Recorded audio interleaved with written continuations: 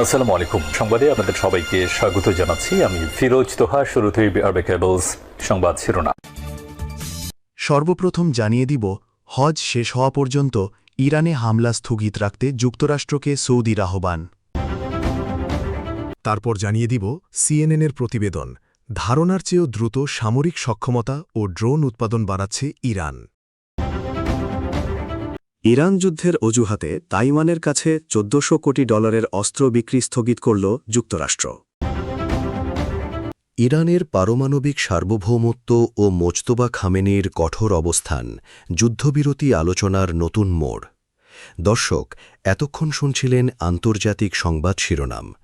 এখন শুনবেন বিস্তারিত। বিস্তারিত জানার আগে আপনি যদি আমাদের নিউজ হাব চ্যানেলে নতুন হয়ে থাকেন, তাহলে চ্যানেলটিকে সাবস্ক্রাইব করুন আরও এরকম আন্তর্জাতিক আপডেট সংবাদ পেতে। আর আপনি কোথা থেকে সংবাদটি দেখছেন ও শুনছেন তা কমেন্ট করুন। এখন বিস্তারিত। হজ শেষ হওয়া পর্যন্ত ইরানে হামলা স্থগিত রাখতে যুক্তরাষ্ট্রকে সৌদির আহ্বান। সৌদি আরবের এক সতর্কবার্তার পর ডোনাল্ড ট্রাম্প ইরানের উপর নতুন করে হামলা চালানোর সিদ্ধান্ত বাতিল করেছেন বলে একটি প্রতিবেদনে দাবি করা হয়েছে। সৌদি আরব হুঁশিয়ারি দিয়েছিল যে পবিত্র হজ চলাকালীন এই ধরনের হামলা যুক্তরাষ্ট্রের মারাত্মক ভাবমূর্তি ক্ষুণ্ণ করতে পারে। সম্প্রতি মার্কিন প্রেসিডেন্ট ডোনাল্ড ট্রাম্প ইসলামী প্রজাতন্ত্র ইরানের সঙ্গে একটি চুক্তিতে পৌঁছানোর প্রচেষ্টা স্থবির হয়ে পড়ার পর দেশটিতে আবারও বিমান হামলা শুরু করার হুমকি দিয়েছিলেন। তবে পরবর্তীতে তিনি তার অবস্থান থেকে সরে আসেন এবং জানান যে এই যুদ্ধ শেষ করার বিষয়ে তার কোনো তাড়া নেই। চলতি সপ্তাহের শুরুর দিকে তিনি নিজেই উল্লেখ করেছিলেন তিনি ইরানের উপর হামলা চালানোর ঠিক ১ ঘণ্টা আগের চূড়ান্ত অবস্থানে ছিলেন। কিন্তু উপসাগরীয় অঞ্চলের নেতাদের মধ্যস্থতায় তিনি সেই সিদ্ধান্ত থেকে পিছিয়ে আসেন। মিডল ইস্ট আইকে দেওয়া সাক্ষাৎকারে উপসাগরীয় অঞ্চলের দুজন ঊর্ধ্বতন কর্মকর্তা জানান, ট্রাম্পকে স্পষ্ট করে বলা হয়েছিল যে এই পবিত্র হজ মৌসুমে হামলা চালানো হলে মুসলিম বিশ্বে আমেরিকার মর্যাদা মারাত্মকভাবে ক্ষুণ্ণ হবে। এছাড়া হজের ঠিক পরপরই মুসলিমদের অন্যতম প্রধান ধর্মীয় উৎসব ঈদুল আজহা উদযাপিত হয়। এই সময়ে যদি নতুন করে যুদ্ধ শুরু হয় এবং ইরান পাল্টা জবাব হিসেবে সৌদি আরব বা এর আশেপাশের দেশগুলোতে ক্ষেপণাস্ত্র নিক্ষেপ করে, তবে অঞ্চল জুড়ে চরম বিশৃঙ্খলা তৈরি হবে। এর ফলে হজে আসা লাখ লাখ পুণ্যার্থী সেখানে আটকা পড়ার আশঙ্কাও তৈরি হয়েছিল। প্রতিবছর বিশ্বজুড়ে প্রায় ১০ লাখের বেশি মুসলিম হজ পালন করতে সৌদি আরবে সমবেত হন। আলোচনার বিষয়ে অবগত একজন শীর্ষ মার্কিন কর্মকর্তাও এই খবরের সত্যতা নিশ্চিত করেছেন। তিনি জানান, ট্রাম্পের নিজস্ব পরামর্শক দলও তাকে সতর্ক করেছিল যে হজের সময় হামলা চালালে তা যুক্তরাষ্ট্রের জন্য বড় ধরনের কূটনৈতিক ও কৌশলগত বিপর্যয় ডেকে আনবে। তবে সংশ্লিষ্ট ৩ কর্মকর্তাই ধারণা করছেন, হজের আনুষ্ঠানিকতা এবং ইসলামের এই পবিত্র উৎসব শেষ হওয়ার পর আগামী কয়েক সপ্তাহের মধ্যে পুনরায় যুদ্ধ শুরু হতে পারে।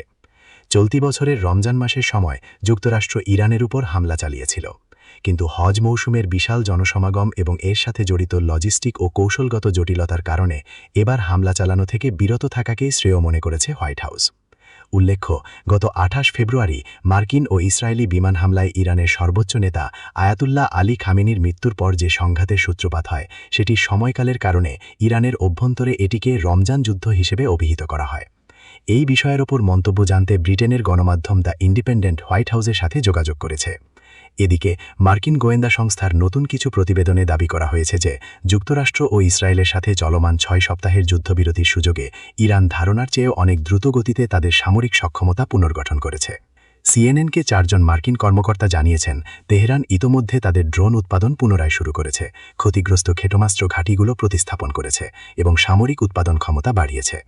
একজন মার্কিন কর্মকর্তা জানান, মার্কিন গোয়েন্দা সংস্থা ইরানকে পুনর্গঠনের জন্য যে সময়সীমা নির্ধারণ করেছিল, ইরানিরা তার চেয়েও দ্রুত গতিতে এটি সম্পন্ন করেছে। উদ্বুদ্ধ ২২ মে ইরানের শীর্ষ কূটনৈতিক ও পার্লামেন্ট স্পিকার মোহাম্মদ বাঘের গালিবাফও বিষয়টি নিশ্চিত করে বলেছেন, তারা এই যুদ্ধবিরতির সুযোগকে দেশের শক্তি এবং সামরিক সক্ষমতা পুনর্নির্মাণের কাজে সফলভাবে ব্যবহার করেছেন। অন্যদিকে যুক্তরাষ্ট্র যদি পুনরায় হামলা শুরু করে, তবে ইরান এই সংঘাতকে আঞ্চলিক সীমানার বাইরে ছড়িয়ে দেওয়ার হুমকি দিয়ে রেখেছে। তবে হোয়াইট হাউসের এক ব্রিফিংয়ে মার্কিন ভাইস প্রেসিডেন্ট জেডি ভ্যান্স উল্লেখ করেছেন যে তেহরানের সাথে সাম্প্রতিক আলোচনায় অনেক ভালো অগ্রগতি হয়েছে, যদিও এর চূড়ান্ত ফলাফল কী হবে তা এখনও অনিশ্চিত। সূত্র ইন্ডিপেন্ডেন্ট। সিএনএনের প্রতিবেদন, ধারণার চেয়েও দ্রুত সামরিক সক্ষমতা ও ড্রোন উৎপাদন বাড়াচ্ছে ইরান। গত এপ্রিলের শুরুতে শুরু হওয়া ৬ সপ্তাহের যুদ্ধবিরতির সুযোগে ইরান ইতোমধ্যেই তাদের ড্রোন উৎপাদন পুনরায় শুরু করেছে বলে জানিয়েছে মার্কিন সংবাদমাধ্যম সিএনএন।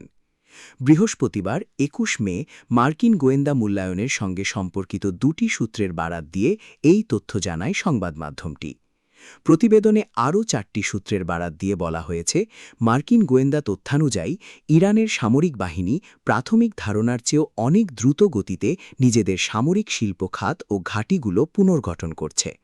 গোয়েন্দা সূত্রগুলোর তথ্যমতে চলমান সংঘাতে ধ্বংস হওয়া ক্ষেপণাস্ত্র ঘাঁটি, লঞ্চার এবং প্রধান অস্ত্র ব্যবস্থার উৎপাদন ক্ষমতা নতুন করে তৈরি করছে ইরান।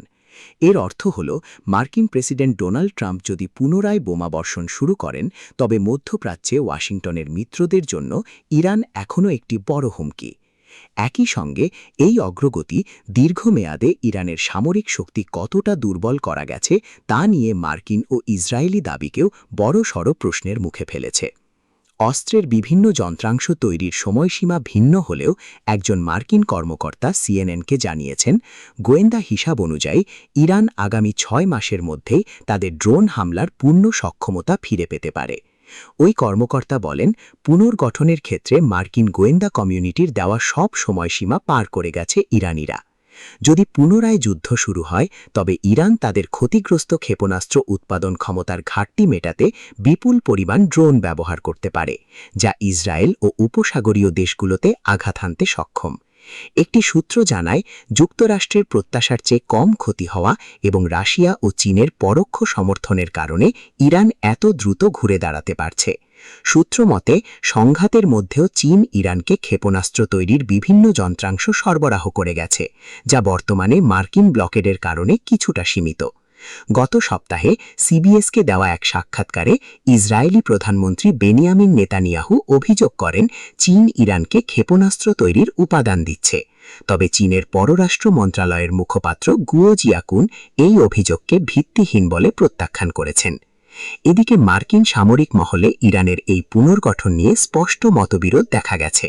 গত মঙ্গলবার মার্কিন হাউস আর্মড সার্ভিসেস কমিটির শুনানিতে CENTCOM commander admiral Brad Cooper দাবি করেন, অপারেশন এপিক ফিউরি ইরানের ব্যালিস্টিক ক্ষেপণাস্ত্র ও ড্রোন সক্ষমতা মারাত্মকভাবে ধ্বংস করেছে এবং তাদের প্রতিরক্ষা শিল্প ঘাঁটির ৯০% গুড়িয়ে দিয়েছে, যা পুনর্গঠন করতে কয়েক বছর লেগে যাবে।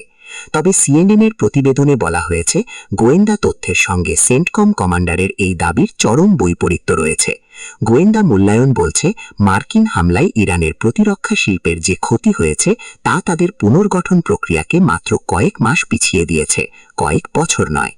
পেন্টাগনের প্রধান মুখপাত্র শন পার্নেল এই বিষয়ে সুনির্দিষ্ট মন্তব্য না করে এক বিবৃতিতে বলেন, আমেরিকান সামরিক বাহিনী বিশ্বের সবচেয়ে শক্তিশালী এবং প্রেসিডেন্টের নির্দেশ অনুযায়ী যে কোনো সময় যে কোনো স্থানে অভিযান চালানোর সব সক্ষমতা আমাদের রয়েছে। মার্কিন গোয়েন্দাদের সাম্প্রতিক তথ্য অনুযায়ী আগের চেয়ে বেশি, অর্থাৎ প্রায় ২/৩ ইরানি ক্ষেপণাস্ত্র লঞ্চার এখনও অক্ষত রয়েছে। যুদ্ধবিরতির সুযোগে ইরানিরা মাটির নিচে বা ধ্বংসস্তূপে আটকে থাকা লঞ্চারগুলো খনন করে বের করার সুযোগ পেয়েছে। এছাড়া ইরানের ড্রোন সক্ষমতার প্রায় ৫০% এখনও সম্পূর্ণ অক্ষত। একই সঙ্গে হরমুজ প্রণালীতে বাণিজ্যিক জাহাজ চলাচলের জন্য হুমকি হিসেবে পরিচিত ইরানের উপকূলীয় প্রতিরক্ষা ক্রুজ ক্ষেপণাস্ত্রগুলোর একটি বড় অংশ ধ্বংস করা যায়নি। সামগ্রিকভাবে মার্কিন গোয়েন্দা প্রতিবেদনগুলো ইঙ্গিত করছে যে যুদ্ধ ইরানের সামরিক শক্তিকে কিছুটা দুর্বল করলেও তা একেবারে ধ্বংস করতে পারেনি এবং তেহরান অত্যন্ত কার্যকরভাবে যুদ্ধের দীর্ঘমেয়াদী প্রভাব কাটিয়ে উঠছে। ইরান যুদ্ধের অজুহাতে তাইওয়ানের কাছে $১৪০০ কোটি অস্ত্র বিক্রি স্থগিত করল যুক্তরাষ্ট্র। ইরানের বিরুদ্ধে সম্ভাব্য যুদ্ধ বা সামরিক প্রস্তুতির জন্য নিজেদের গোলাবারুদ ও সমরাস্ত্রের মজুদ ধরে রাখতে তাইওয়ানের কাছে $১,৪০০ কোটি অর্থাৎ $14 বিলিয়ন অস্ত্র বিক্রি সাময়িকভাবে স্থগিত করেছে যুক্তরাষ্ট্র। মার্কিন নৌবাহিনীর ভারপ্রাপ্ত সচিব হং কাও এ তথ্য নিশ্চিত করেছেন। মার্কিন প্রেসিডেন্ট ডোনাল্ড ট্রাম্প এবং চীনা প্রেসিডেন্ট শি জিনপিংয়ের বেইজিং বৈঠকের ঠিক এক সপ্তাহের মাথায় ওয়াশিংটনের এ সিদ্ধান্ত সামনে এল। খবর আল জাজিরার। বৃহস্পতিবার ২১ মে মার্কিন সিনেটের এক শুনানিতে হং কাও আইন প্রণেতাদের জানান, অপারেশন এপিক ফিউরির জন্য প্রয়োজনীয় যুদ্ধাস্ত্রের যোগান নিশ্চিত করতেই এ স্থগিতাদেশ দেওয়া হয়েছে। তবে তিনি আশ্বস্ত করে বলেন, ট্রাম্প প্রশাসন যখনই উপযুক্ত মনে করবে তখনই এ বিদেশি সামরিক বিক্রয় প্রক্রিয়া আবার চালু হবে।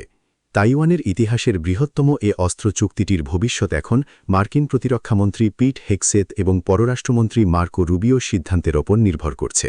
উল্লেখ্য, গত ৮ এপ্রিল যুক্তরাষ্ট্র ও ইরানের মধ্যে একটি যুদ্ধবিরতি চুক্তি হলেও স্থায়ী কোনো শান্তি চুক্তি এখনও সম্পন্ন হয়নি। মার্কিন কংগ্রেস গত জানুয়ারি মাসে তাইওয়ানের জন্য এ বিশাল অস্ত্র প্যাকেজের অনুমোদন দিলেও তা কার্যকর করতে প্রেসিডেন্ট ট্রাম্পের চূড়ান্ত স্বাক্ষরের প্রয়োজন ছিল। এদিকে এ স্থগিতাদেশের পরও তাইওয়ানের প্রধানমন্ত্রী চো জুং-তাই শুক্রবার ২২ মে সাংবাদিকদের জানিয়েছেন যে তারা যুক্তরাষ্ট্রের কাছ থেকে এই অস্ত্র ক্রয়ের প্রচেষ্টা চালিয়ে যাবেন। তবে আন্তর্জাতিক বিশ্লেষকেরা বলছেন ভিন্ন কথা। ক্রাইসিস গ্রুপের উত্তর পূর্ব এশিয়া বিষয়ক জ্যেষ্ঠ বিশ্লেষক উইলিয়াম ইয়াং সামাজিক মাধ্যমে এক পোস্টে বলেন, যুক্তরাষ্ট্রের এই পিছু হটা তাইওয়ানের মনে মার্কিন সমর্থন নিয়ে গভীর উদ্বেগ ও সংশয় তৈরি করবে। এর ফলে তাইওয়ান সরকারের জন্য আগামী দিনে বাড়তি প্রতিরক্ষা বাজেট বরাদ্দ করাও কঠিন হয়ে পড়বে।